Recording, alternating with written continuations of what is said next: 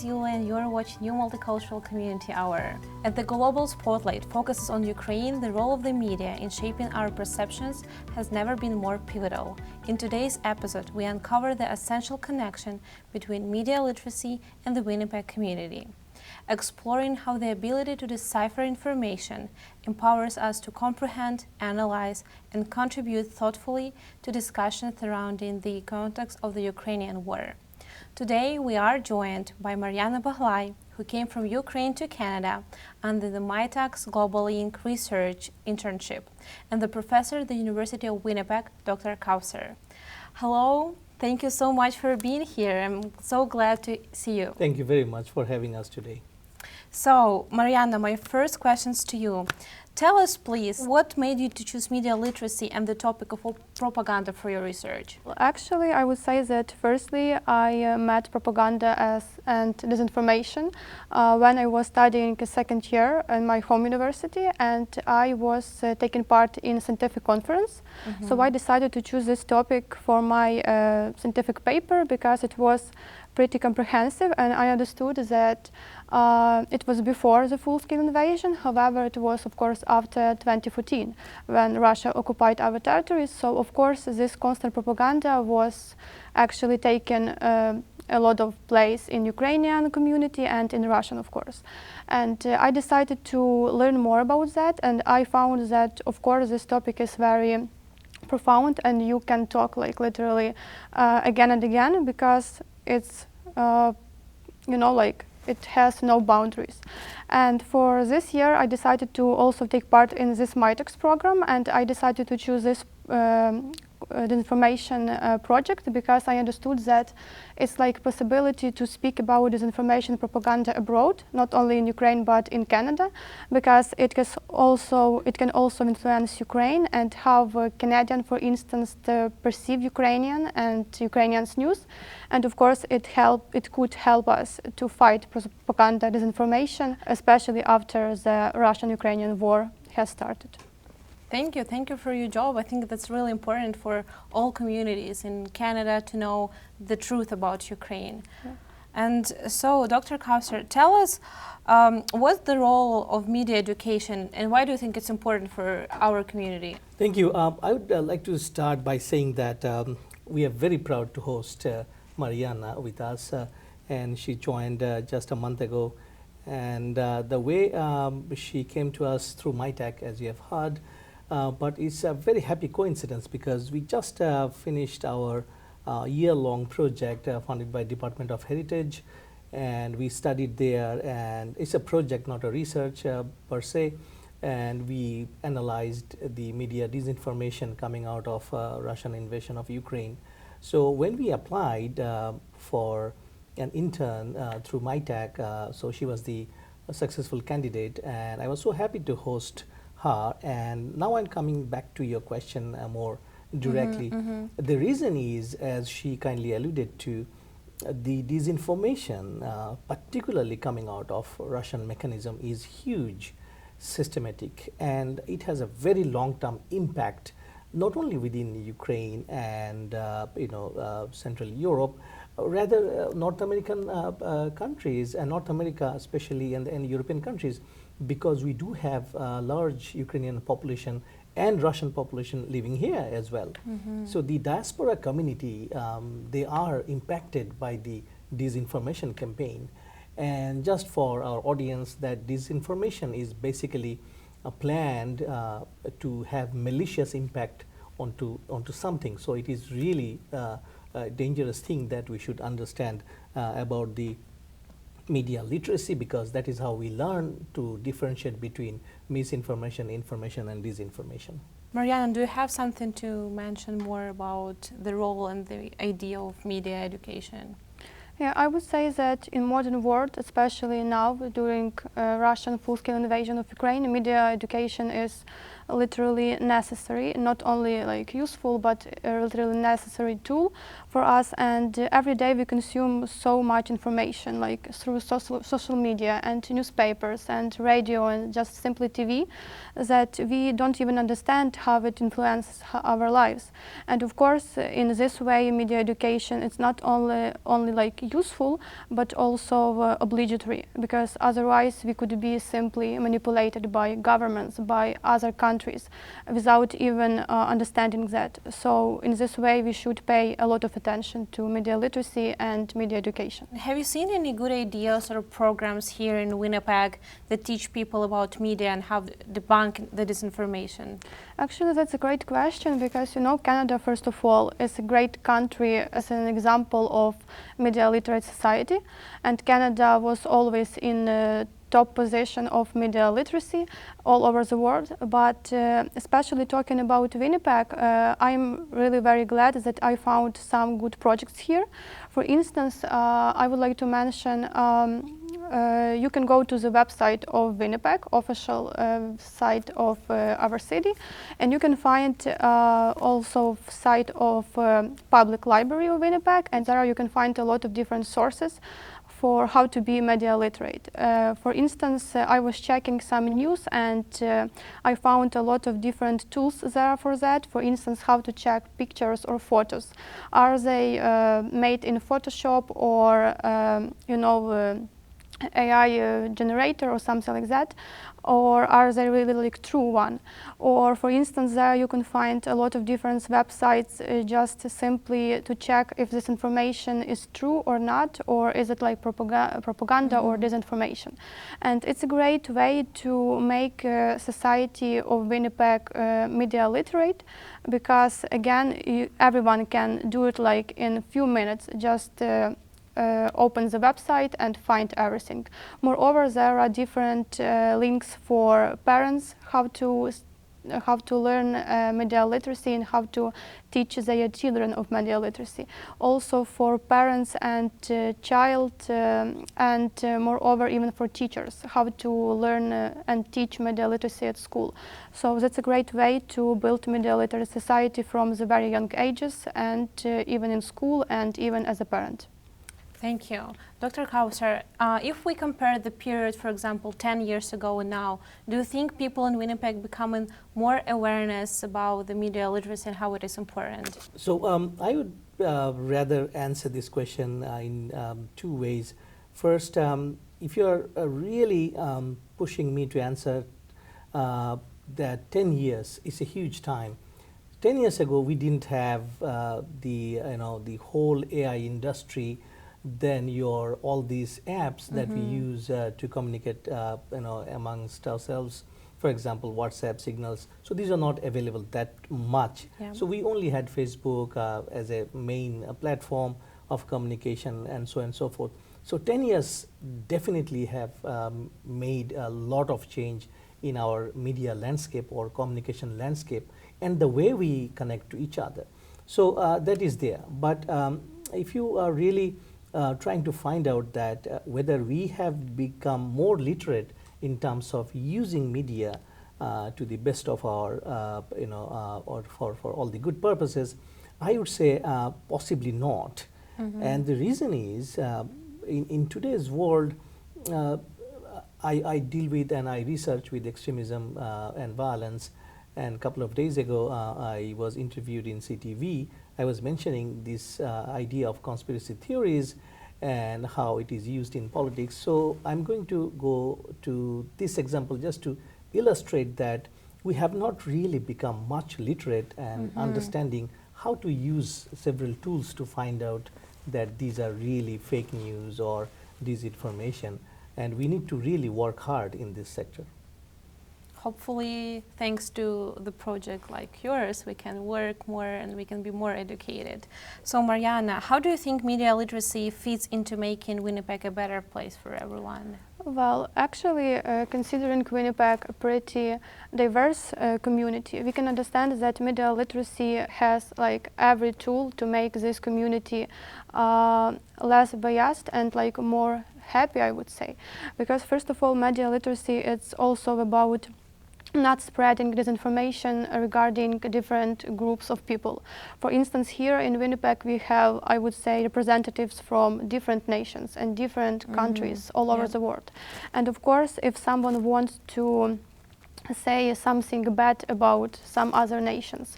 And without media literacy, we can simply believe in this information without even checking it. And media literacy and media literate tools can help us to check this information and understand, is it just manipulation, or is it like something I really should believe and spread and tell my friends or family or etc. And of course, at the same time, media literacy is also about not being manipulated by governments. So media literate society understands that every person is responsible for what your country is doing, for instance. And of course, is taking for instance, like in Russia, if society is not media literate, it's very easy to manipulate by them and to provoke them for the war or something like that. And of course, in Canada, in Winnipeg, if people are aware of what they are reading and listening to and watching, they know that they are responsible for their lives, country, and what the government is doing. Do you think it also helps to be a good citizen in Winnipeg? Yeah, absolutely, because media literacy is not only about having the opportunity to check information and being happy with that. It's also a responsibility for not spreading disinformation. So of course, as a part of Winnipeg community, we need to understand that we have the responsibility to check the information before we spread it on our social media. Before posting something on Twitter or Instagram, we also should check or think, is it biased, is it true, or is it not important at all.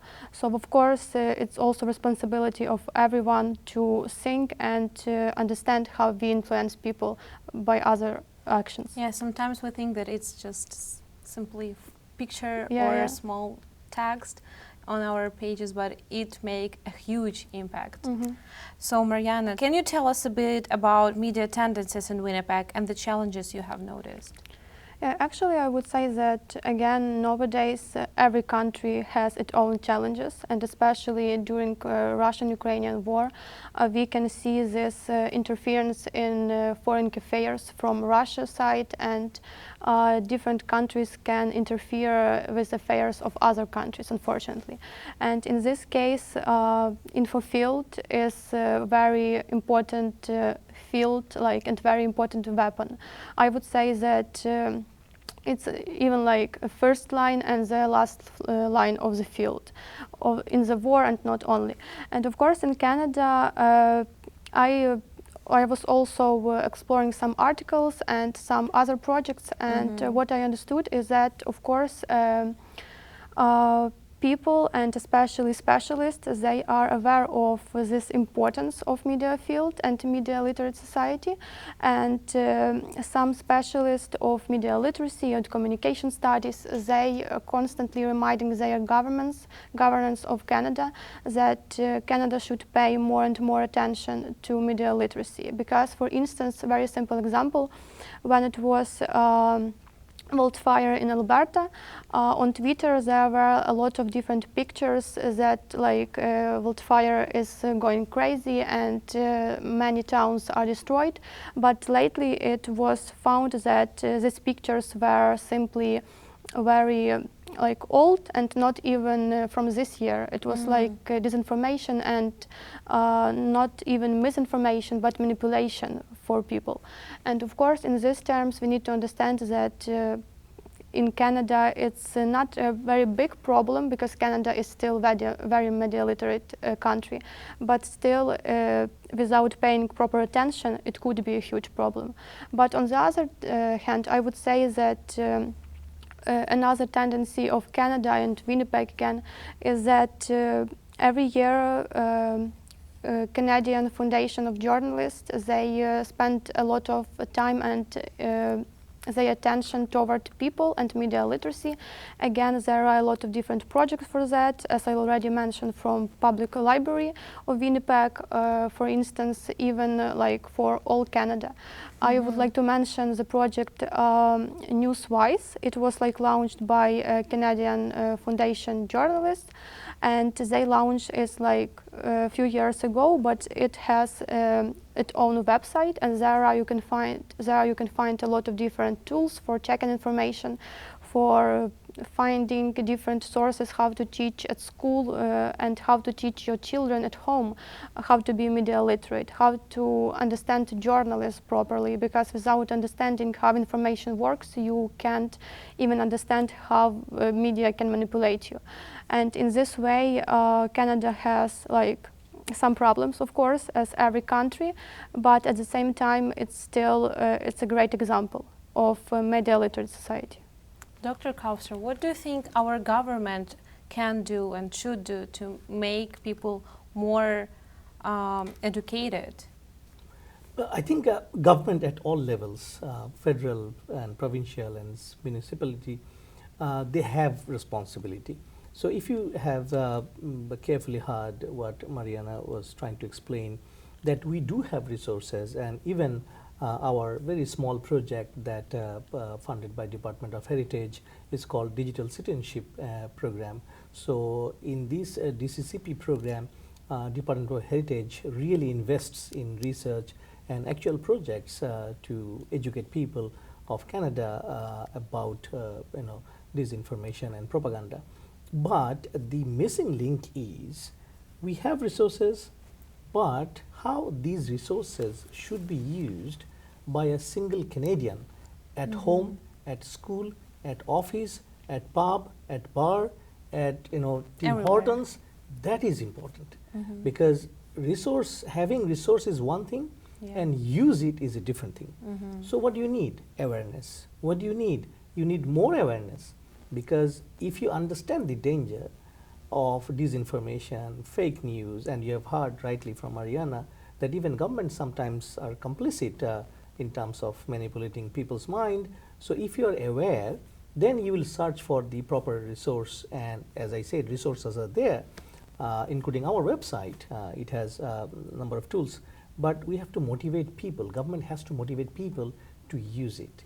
And this, I don't know how it would come overnight, but I think it's a gradual process and a project for the governments at all levels to inspire its citizens to use more of such tools.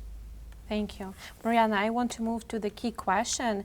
How do you think media education can help fight against disinformation and misleading messages, especially about the war in Ukraine? Yeah, thank you for question. Actually, media literacy and media education has the only goal to teach people how to understand information properly and not be manipulated. So speaking in terms of fighting disinformation and how to be aware of propaganda, media literacy always provide people with some tools, again with different instruments like website or different bots which can help you check information, photos or something like that. And of course it's not only about like something I would say like physical, like links or bots or instruments, but it's only about being very critical and always understand that consuming information is not only like open your Instagram or Twitter, read news and spread it. It's always about asking yourself, can it be true? Can it be proper information? And again, am I aware of what I am reading and what I am publishing on social media. In this case, even in Russian-Ukrainian war, again, Russian propaganda is very strong, not only in Russia, not only in some part of Ukraine, but also abroad, in Europe and Canada, in US, and all over the world. And in this way, we should understand that media literacy can help us, for instance, to check if the media outlets we are reading, if they are not in possession of Russia, for instance. Because you know, even in the same Italy, there are a lot of different media resources which are like in Italian, of course, but they are funded by Russian government. And in this case, we can only imagine like which narratives they are spreading. I would say mostly not in Ukraine favor, you know.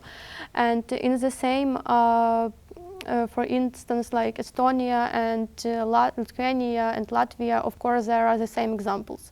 In Finland or other like countries like Turkey or Moldova, for instance. And in this way, we need to know that we can't like check every news, because we live like very fast life now, and we don't even have time for that. But we can always spend at least 5 minutes to go to our Twitter and check our what we are reading, like our subscription, and understand, is it like Russia Today or is it like BBC? And that's the difference.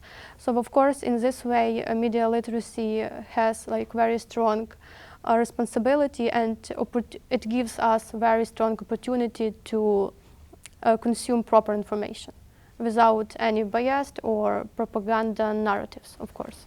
Thank you. Dr. Kauser, people in Winnipeg and Canada overall, do they pay enough attention to check, to spend 5 more minutes to check if this is correct information or not, or they just believe in everything they see? The short answer is no. No. And the long answer is it is a habit, because the way social media evolved, and if you may term it the swipe phenomena, because we just swipe from one screen to another. So this whole technology is, or somehow it has gotten into our blood. So we just can't avoid it, right? I mean, and we just keep clicking and keep changing the pages. So I think it is quite strong, and how to overcome it, I don't know. I don't have any clear answer, but I would like to emphasize on a point that Mariana was saying, that have something in mind that the thing that you are seeing might not be correct. Doubt it. Be skeptical. So if you become skeptical, then you will automatically look for some other sources to verify the message. So my principal campaign through this DCCP project, and as Mariana is working now with us, is simply to say people that be doubtful, don't believe. So if you do not believe, then I come here with media literacy tools, these and that, because there are tons of tools are available in this. And we work with Media Smart, Ottawa-based group, and they're also coming in October in Winnipeg physically to run workshops. So you will listen more from them. But the answer is to your question is we don't, and principal effort should be directed to raise question in people's minds, especially Winnipeggers, that do not trust, do not believe what you have just seen here. Yeah, I would like to add, actually, even on my own example, I am studying journalism like for 3 years, and of course I can see this difference between me as a journalist and my friends who are not journalists. And of course, when I open my Instagram, for instance, and I see this news, I am never like sharing them without checking. I'm like, it's like my habit to read something and to think for a second, is it like with proper sources? Is all sources mentioned in this news? Are there like really good pictures of incident, for instance, or is it like generated by some intellect or something like that?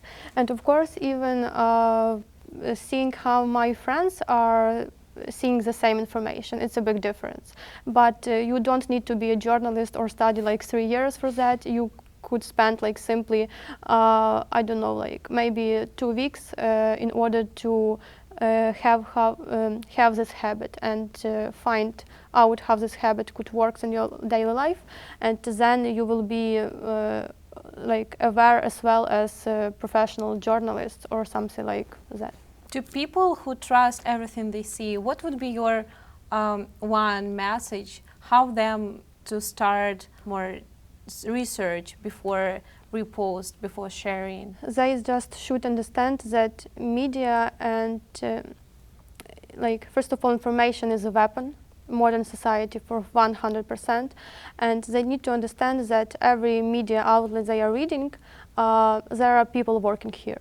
And sometimes these people could also make mistakes, and sometimes these people could also be biased. Maybe not all media like are 100% reliable.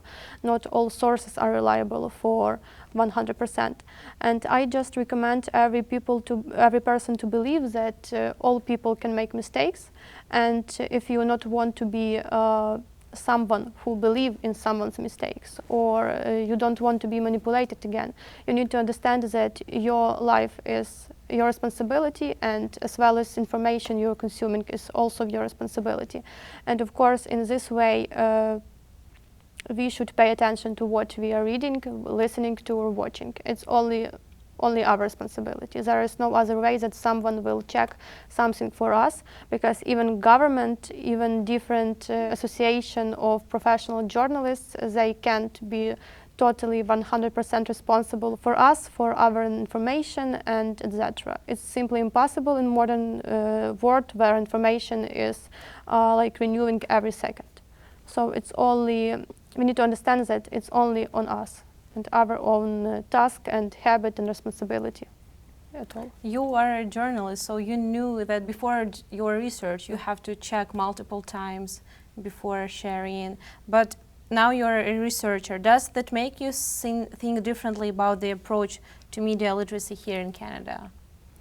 Well, comparing Canada to Ukraine and our experience and Canadian experience, I would say that of course we have a lot to learn from Canada, because again, for instance, every year there is, so to speak, index of media literacy of countries, and there are like more than 40 countries in this index, in this list. And for instance, Canada is is 7 in this list, and Ukraine is 36. So we can only compare.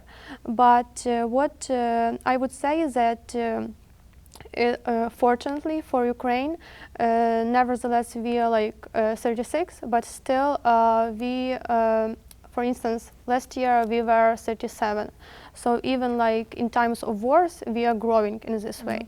And also, fortunately, we have as well a different association of journalists, and we have different programs and projects for media literacy, for making our society media literate. And not only now, but they were launched before the full-scale invasion, and it really makes a huge difference how we were consuming information like 3 years ago and how it is now.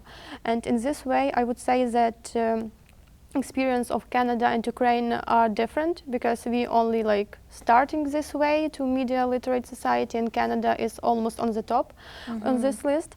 But still, I'm happy that Ukraine in this way has room to grow, but we are growing. And every year we can see this difference.